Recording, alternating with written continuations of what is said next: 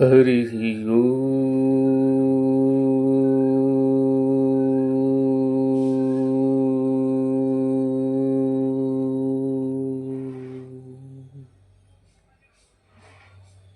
ॐ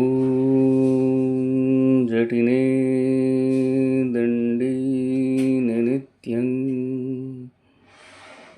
लम्बोदर शरीर्णे कमण्डलुनिषङ्गाय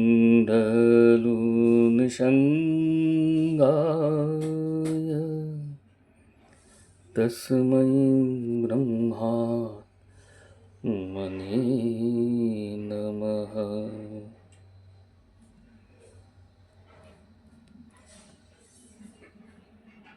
গ্রন্থ আচার্য প্রসঙ্গ। গ্রন্থকার শ্রী শারদাকান্ত বন্দ্যোপাধ্যায় মহাশয়।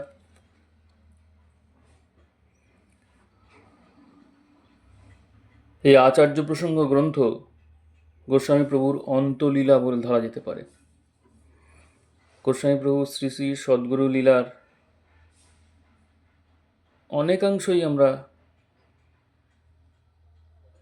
পেয়ে থাকি শ্রী শ্রী সদ্গুরুর সঙ্গে, যা ব্রহ্মচারীজির নিত্যদিনের দিনলিপি প্রায় বলা যেতে পারে, এবং তাই আর এই গ্রন্থটি ব্রহ্মচারীজির অগ্রজ শ্রী শারদাকান্ত বন্দ্যোপাধ্যায় মহাশয়ের দিনলিপি থেকে নেওয়া। এটার কিছু অংশ, সেই দিনলিপির কিছু অংশ ব্রহ্মচারীজি প্রকাশ করে গিয়েছিলেন, এবং প্রায় অনেকটাই আরও বাকি ছিল। হয়তো পরে উনি প্রকাশ করবেন এরকম আশা ছিল, কিন্তু তার সম্ভব হয়নি। আমরা গ্রন্থের শেষ পর্যায়ে এসে পৌঁছেছি। সেই পরিশিষ্ট থেকে পাঠ করেই এই গ্রন্থ পাঠ আচার্য প্রসঙ্গ সমাপ্ত হবে। পরিশিষ্ট। পুরীতে শেষ সময়ের দৈনন্দিন কার্য। ঠাকুর ভোর 3:30টার সময় উঠিয়া পায়খানা হইতে আসিয়া প্রায় 4টার সময় হোম করিতেন। ব্রহ্মচারী অগ্নিতে আহুতি দিত, ঠাকুর মন্ত্র পাঠ করিতেন। এ সময় টবে রোপিত তুলসী বৃক্ষ গৃহে আনিয়া আসনের নিকট রাখা হইত। তৎপরে তিনি নিজে করতাল বাজাইয়া ভোরের আরতি গান করিতেন। হরে মুরারে মধুকৈট ভারে গোপাল গোবিন্দ গাওরে, গাও শ্রী মধুসূদন যশোদানন্দন গোপীজন বল্লভ প্রাণারামে। দ্বিতীয়, বৃন্দা বিপিনে মঙ্গল আরতি হ্যারোরে নয়ন আনন্দে। মঙ্গল আরতি হতেছে নাচিছে যত সখী বৃন্দে। কুঞ্জ কুঞ্জ হইতে ধাইছে সবে হেরিতে শ্রী গোবিন্দে। পরে বৃন্দাবনের ঠাকুর সকল ও প্রসিদ্ধ স্থানাদির জয় উচ্চারণ করিয়া চারি সম্প্রদায়ের, চারি ধামের ও সমস্ত সাধু সজ্জনগণের জয় দিয়া কীর্তন সমাপন করিতেন। জয়ধ্বনি যথা শ্রী বৃন্দাবন की जय, गोपेश्वर महादेव की जय, गोविंद गोपीनाथ मदन मोहन की जय, केशी घाट की जय, द्वादश आदित्य टीला की जय, राधा कुंड श्याम कुंड की जय, गिरी गोवर्धन की जय, विश्राम घाट की जय, केशव जी की जय, गोवर्धन जी की जय, वृंदावनवासी साधु भक्त वैष्णव वृंद की जय। বড় রাস্তায় পাখিদিগকে চাউল জল দেওয়াইতেন। ভোরে বানর আসিলে তাহাদিগকে ছোলা কলা আম প্রভৃতি, এবং দাউজি পুনপ্রি প্রভৃতি ছেলেরা আসিলে তাহাদিগকে মিষ্টি মহাপ্রসাদ দেওয়াইতেন। এই সময় একটি প্রকাণ্ড ষণ্ড আসিত। তাহাকে চাউল, কলা, মুড়কি, খাজা ইত্যাদি খাওয়ানো হইত। সকালে কখনো কখনো শান্তি দিদি, জগবন্ধুবাবু, দিদিমা ও দাদা গোসাই আসিতেন। তাহাদের সঙ্গে কথাবার্তা হইত। 6টার সময় পায়খানা যাইতেন।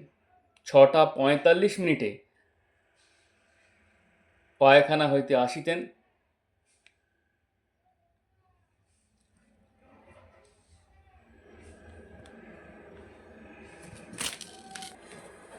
ধুইয়া বস্ত্র ত্যাগ করিতেন ও টবের তুলসী গাছে জল দিতেন। ওই বৃক্ষের নিচে চড়ুই পাখিদিগকে চাউল ছড়াইয়া দেওয়াইতেন। পরে পূজা, যথা জগন্নাথদেব, বলদেব ও সুভদ্রা মায়ের পদতলে এক একটি সচন্দন তুলসীপত্র দিতেন। পশ্চাৎ অয়রা ও কুন্দ দিয়া সাজাইতেন, অন্য ফুল নহে। কখনো কখনো কেতকী পুষ্পও দিতেন। বসন্ত পঞ্চমী ও দোলের সময় আবির ও আম্রমুকুল দিতেন। বালকৃষ্ণ যন্ত্র, একটি সচন্দন তুলসী মঞ্জরি চরণে দিতেন। পরে অয়রা ও কুন্দ ফুল দিয়া সাজাইতেন। বিশেষ বিশেষ তিথিতে কাঠের মন্দির দুটির দরজার সম্মুখে প্রথমত তুলসী মঞ্জরি, পরে ফুল দিতেন। আসনের দক্ষিণ পার্শ্বস্থ চৌকির গ্রন্থ সকলের ঢাকনি বস্ত্র উঠাইয়া উহাতে চন্দনের ছিটা দিতেন। অতঃপর আসনের গ্রন্থ সকলের মধ্যে রক্ষিত ঘড়িতে চাবি দিতেন। তৎপশ্চাৎ উহা ঢাকিয়া রাখিয়া জগন্নাথদেবের একখানা দন্তকাষ্ঠে সচন্দন তুলসীপত্র দিতেন। একখণ্ড জগন্নাথদেবের বস্ত্র যাহা তিনি মাথায় বাঁধিতেন এবং যাহা দেহত্যাগের পর মাথায় পাগড়ির আকারে দেওয়া হইয়াছিল, সেটি পূজা করিতেন।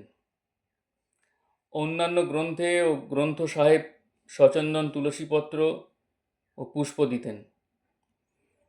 নাগাজির শ্রীকৃষ্ণের পটে পদপ্রান্তে একটি সচন্দন তুলসী দিতেন।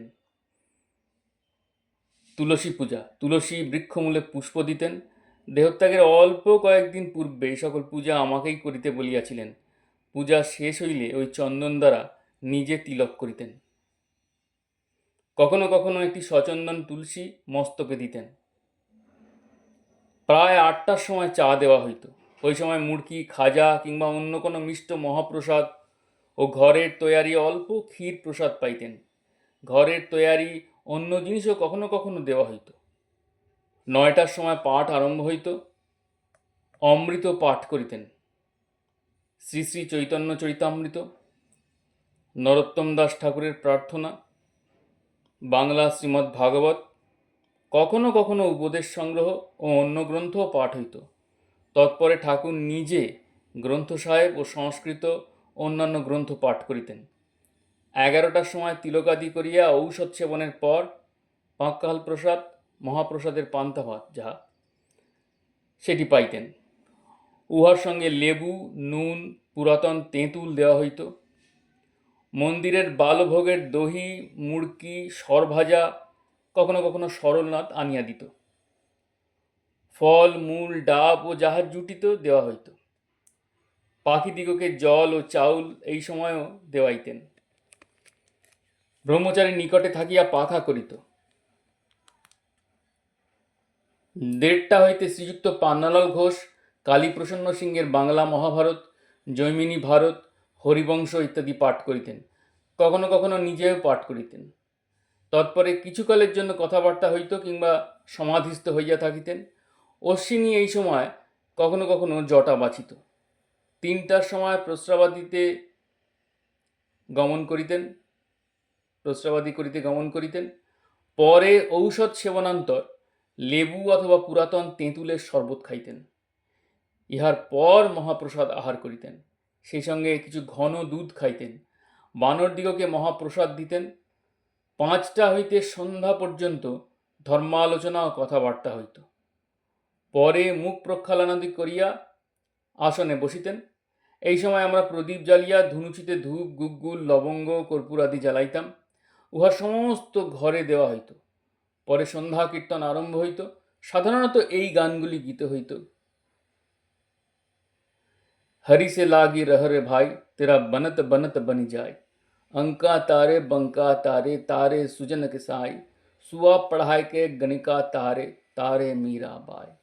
दौलत दुनिया माल खजाना बनिया बैल चढ़ाई, एक बात में टंटा लागे खोज खबर नहीं पाई।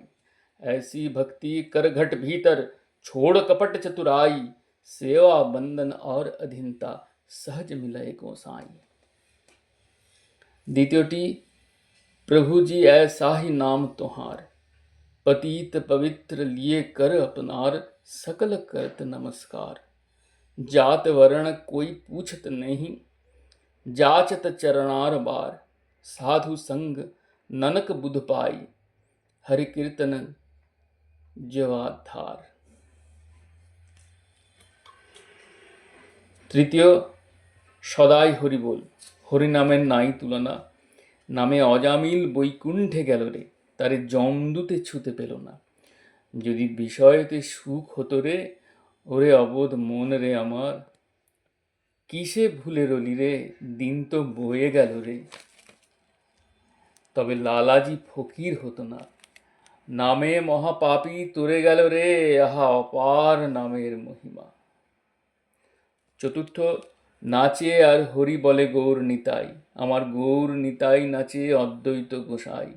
হরি বল বলে রে, আহা এমন দয়াল ঠাকুর আর দেখি নাই। তারা যেচে প্রেম বিলায় রে, তারা জাতের বিচার করে না রে। তারা আচণ্ডালে হরি বলায়, এমন দয়াল ঠাকুর আর দেখি নাই। পঞ্চম, তোরা কে নিবি লুট, লুটেনে নিতাই চাঁদের প্রেমের বাজারে। হাটের রাজা নিত্যানন্দ, পাত্র হয়েন শ্রীচৈতন্য, মুন্সিগিরি দিলেন অদ্বৈতেরে। হরিদাস খাজাঞ্চি হয়ে লুট বিলালেন নগরে সবারে। ব্রহ্মা বিষ্ণু মহেশ্বর তাঁর ভাবে নিরন্তর, ধ্যান করিয়ে না পেল যাহারে। নারদ মুনি মগ্ন হয়ে বিনা যন্ত্রে গান করে, হরি বল বলে রে।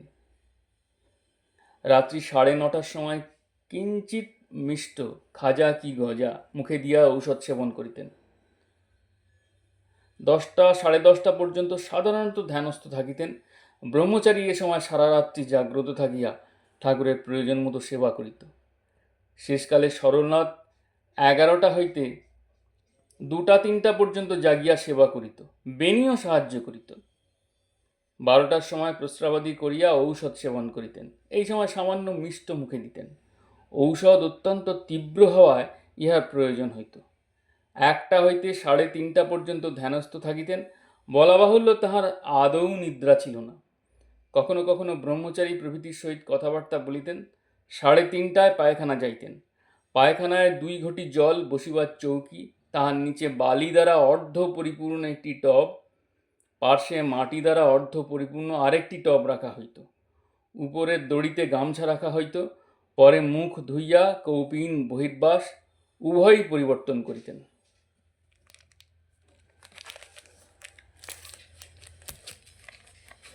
জয় গুরু, জয় গুরু, জয় গুরু, জয় গোসাই। প্রণাম।